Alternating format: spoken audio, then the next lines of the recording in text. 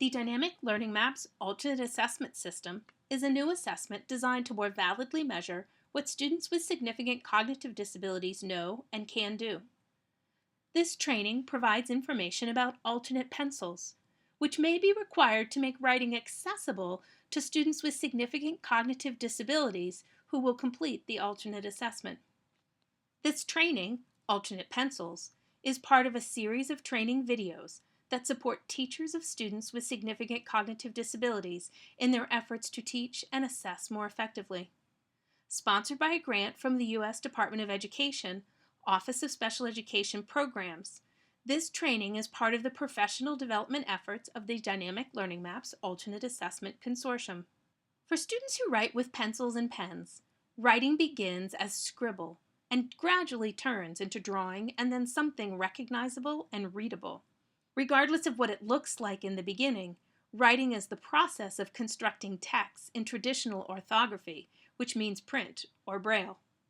These texts communicate experiences, thoughts, feelings, and understandings for diverse audiences and purposes. This means that the early marks, scribbles, and letters that children select on keyboards, tablets, or make using an app with a touchscreen are all the beginnings of writing.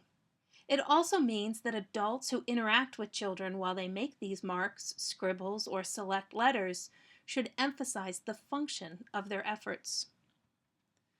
Writing, including the early emergent writing that looks like scribbles and random strings of letters, provides students with important information about print or braille and how it works.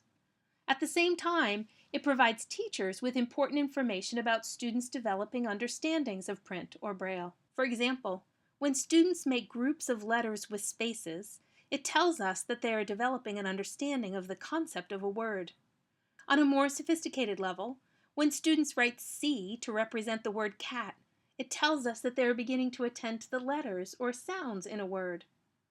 Whether they are remembering the letter C because they have seen it, or have written C because they hear the sound at the beginning of the word, the writing helps us know that students are beginning to attend to and understand print. For students with significant cognitive disabilities, there are a number of barriers that have traditionally limited opportunities to learn to write. For example, physical and sensory challenges make it difficult for many students with significant cognitive disabilities to use a traditional pencil, pen, or computer keyboard. Finding a way for students with significant cognitive disabilities and concurrent physical or sensory disabilities to write is a challenge for most teams. Another barrier is often a focus on form rather than function. This means that handwriting, letter identification, and accurate use of technology is emphasized before students are encouraged to use writing to complete meaningful tasks or address meaningful purposes. This focus on the form of writing often results in too much time spent copying, tracing, or identifying individual letters, and not enough time focused on the functions of print and the use of writing as a form of communication. Another common barrier is the belief that students are not ready for writing. Educators and related service providers often believe that students with significant cognitive disabilities must be able to identify the letters of the alphabet and form them correctly in writing, or select them accurately from technology to engage in writing. Instead of having to wait for students to be ready for writing, alternate pencils provide students with a means of interacting with letters and overcoming these barriers as they are learning all of these important skills.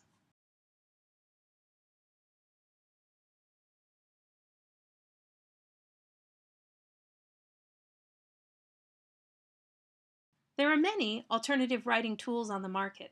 These can be purchased through assistive technology vendors, company websites, and sometimes your local office supply store.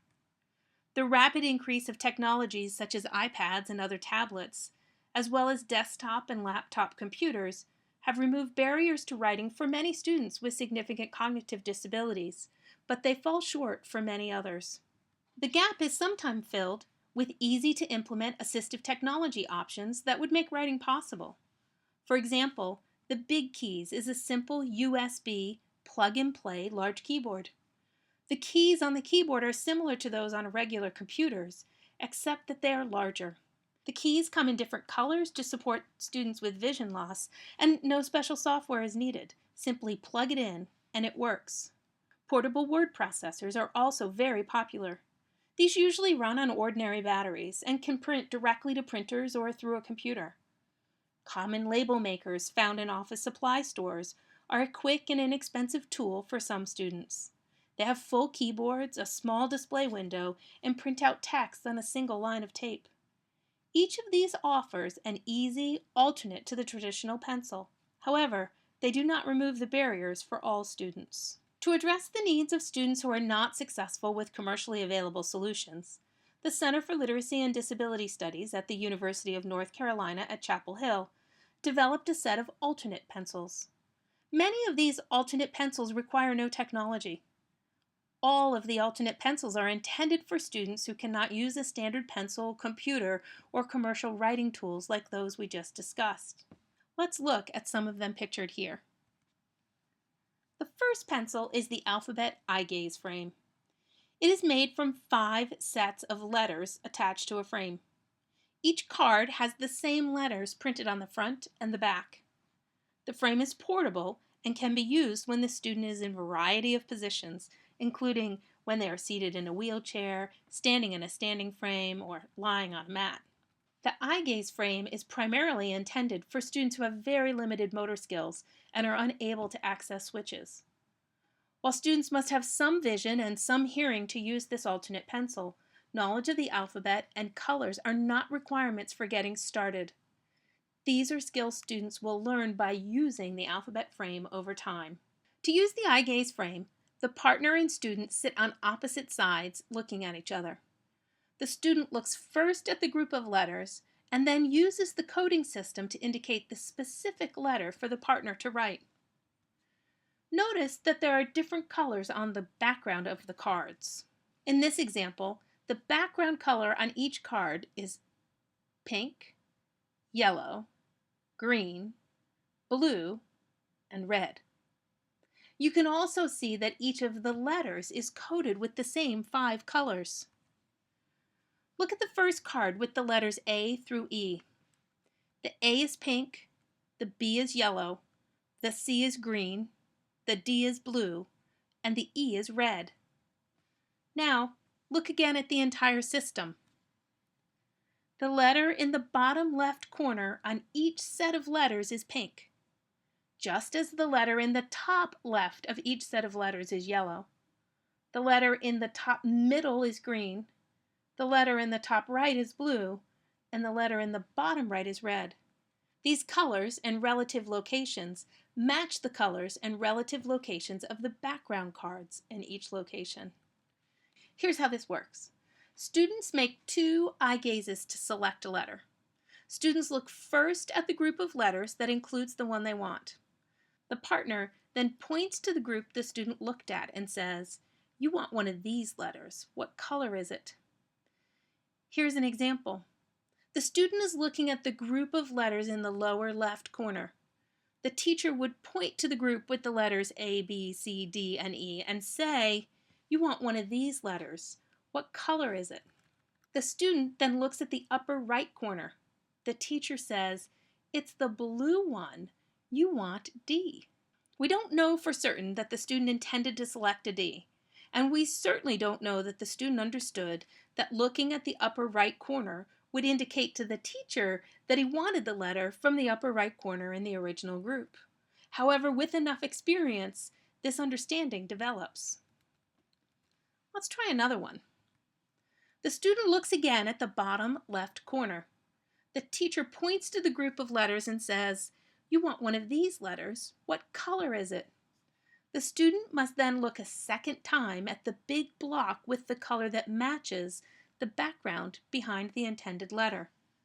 The student then looks up at the green block in the top center. The teacher says, "It's the green one. You want the C." When students are learning the system, teachers can add to this by pointing to the C and saying, "Look, it has a green background." And then pointing to the green around the group of the letters in the top center and saying, "And this has green." Note that in addition to the color clues, there are location clues. all of the letters in the bottom left corner have a pink background, so that students' second look to any of those letters would be to the bottom left corner. Notice how all of the letters in the upper right of a group have a blue background, just like the entire group in the upper right. Let's try one more. Here, the student is looking at the group of letters in the upper left. The teacher points to the group of letters and says, "You want one of these letters? What color is it?" Then, the student looks at the bottom right corner indicating red. The teacher then says, "You want the J. J is the red one in this group." Presenting the letters in groups of 5 helps the partner know where the student is looking. However, it also requires the student to make 2 looks. 2 looks does make it harder for the student, but it's necessary to make it possible for the adult to be successful in identifying which of 26 letters the student is looking at. Students learn to use the alphabet eye gaze frame by using it. Teachers and students just have to get started with lots of meaningful, authentic writing activities and lots of opportunities to watch others write using the eye gaze frame. Students need hundreds of opportunities to use this alternate pencil, and teachers need tons of patience to allow students to figure out how it works over time.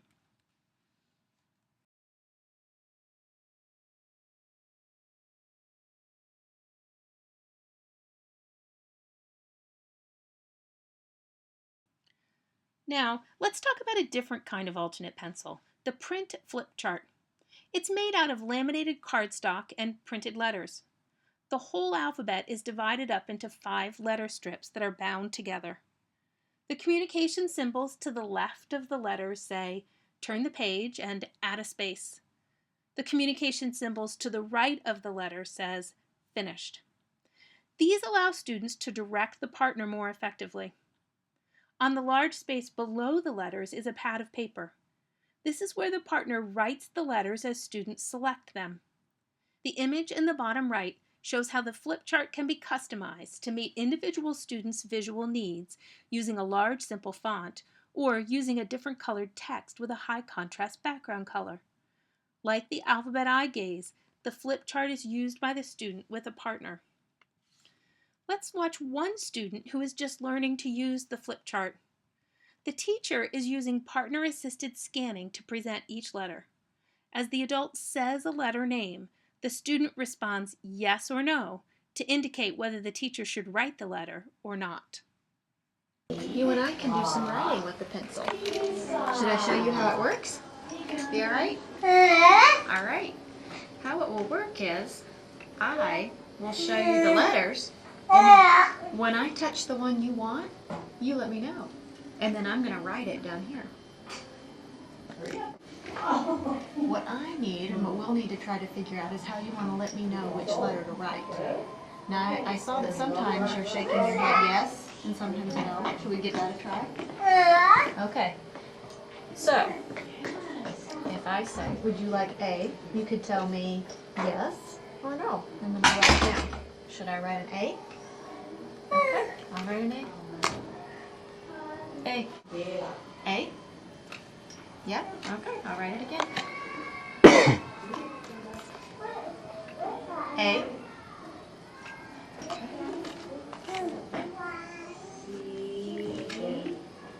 A.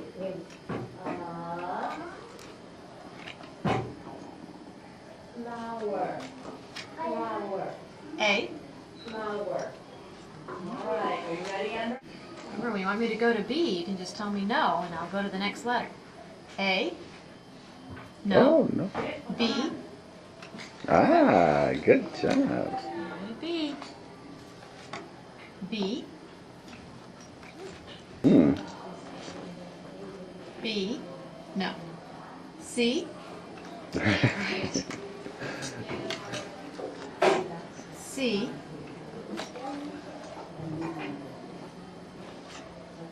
C. This little girl was able to use yes-no as a way to tell the teacher which letters to write. The flip chart also works well with students who are just learning to use switches. Typically, we start with 2 switches to provide the student with more control. One switch has a message that directs the adult to go to the next letter, and the second switch activates a message that tells the adult to write that one. The two-switch approach is often easier for students to understand and manage than the single message approach, but it is also possible to simply program a switch that directs the teacher to write that one down. One advantage of the flip chart is that students with a variety of visual impairments can use it by listening while a partner says each letter, and students with hearing impairments can use it by looking at the letter and watching as the partner signs each letter. This is a Braille version of the alphabet flip chart. It has raised letters and Braille letters. There are also two tactual symbols on the chart. The pink triangle has a tactual that represents add a space. The orange hexagon symbol represents a negation, such as not or no. The Braille alphabet flip chart was intended for students who are blind and have difficulty physically exploring a Braille keyboard or using a 6-key Braille writer. To use the flip chart, the student is encouraged to hop on to the hand of the adult who uses a hand-under-hand method to guide the student to each of the letters. While touching each letter, the adult pauses so the student has an opportunity to feel the Braille letter. Note this important distinction here. This is not hand over hand. The adult invites the student to hop on so I can show you some letters, but does not take the student's hand and move it. The student is putting his or her hand on top of the adult's hand. After feeling a letter and hearing the adult say the name of the letter, the student indicates whether the teacher should write it. For students who use the Braille flip chart, the letter needs to be written using Braille. One way students communicate this is oftentimes by reaching for the Braille writer. So once they've felt the letter, heard the teacher say the letter, if they want to write it, they reach for the Braille writer. Producing Braille on the fly can be done in a number of ways, but we've had the most success using a handheld Braille labeler. It works the same way as a letter labeler does. You turn the dial to the appropriate letter and squeeze the handle, and it embosses the Braille letter on a strip of thick tape, which comes out of the labeler. The tape has an adhesive back, so the Braille can be affixed to the student's paper. An advantage to using this labeler is that the adult doesn't need to know how to read or write Braille in order to use it. Whenever choosing a method to produce Braille, be sure to talk to the teacher or the visually impaired who works with the children in your school. You will have some students who can use the alphabet flip charts like we've just discussed, but some students need something that's even easier to process. If you have completed other modules before, you may remember Hunter writing with his version of an alphabet flip chart. Watch as Hunter shows how he uses the flip chart and yes/no to tell his teacher what letters to write. I want to know the important thing you want to say. Does it have an A? Yes or no? Yes? Okay, I'm going to write an A. Does it have another A? No. Okay, let's look at our next one. Our next one is B. Does your writing have a B? Yes. Okay. Does it have another B? No. Very good. Does your, what you want to say, have a C? Does it have a C? Yes or no? Yes, a C. Very nice. Okay, does it have another C? Have A, B, C, E, E, E, E, H. Would you like to write more about your paper creation? Yes, okay. Do you want to write another H? Yes or no? No? Okay, what about I? Yeah? Is there an I in what you want to say? Yes or no? Yes. I. Is there another I in what you want to say? Yes. It is important to note that students do not need to be able to identify any letters of the alphabet before they start using the alternate pencils. The fact that the little girl with the flip chart seemed to understand the system the first time it was introduced is surprising. You should not expect that you will find a pencil that students can use when you introduce them. You're looking for an alternate pencil that may work best in the future, a pencil that students can learn over time. Students can start exploring and experimenting with alternate pencils before they know letter names or sounds, and well before they have control over the choice making required to choose specific letters. Over time, you begin to see evidence that students are learning the letters. For example, they get excited when certain letters are coming up, like you witnessed with Hunter. He was delighted that the I was coming, and he was even more delighted when his teacher wrote it in response to his request. When using an alternate pencil, the goal is to get students focused on print or braille. Given the physical disabilities that many students with significant cognitive disabilities experience, it is important to select the pencil that is easiest to access physically. When a student has no movements that are easy, select the movement that appears to have the most potential to develop over time. If students are spending too much energy trying to make their bodies work, they will have little attention left for the print or braille. By now, you've most certainly noticed that each of the alternate pencils includes all of the letters of the alphabet.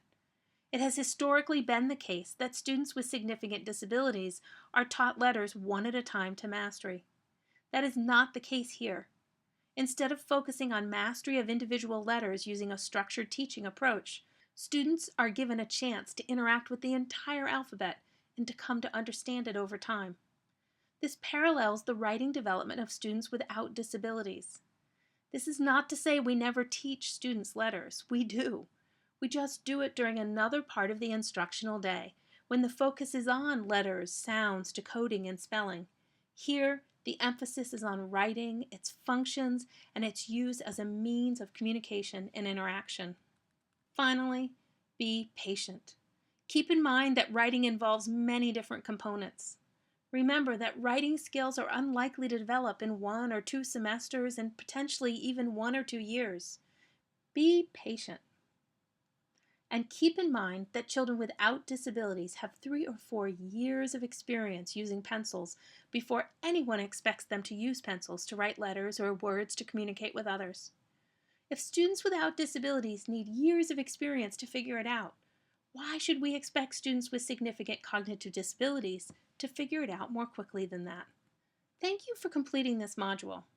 For additional resources and information about alternate pencils, go to the Dynamic Learning Maps Virtual Community of Practice website, which is dlmpd.com/CLDS.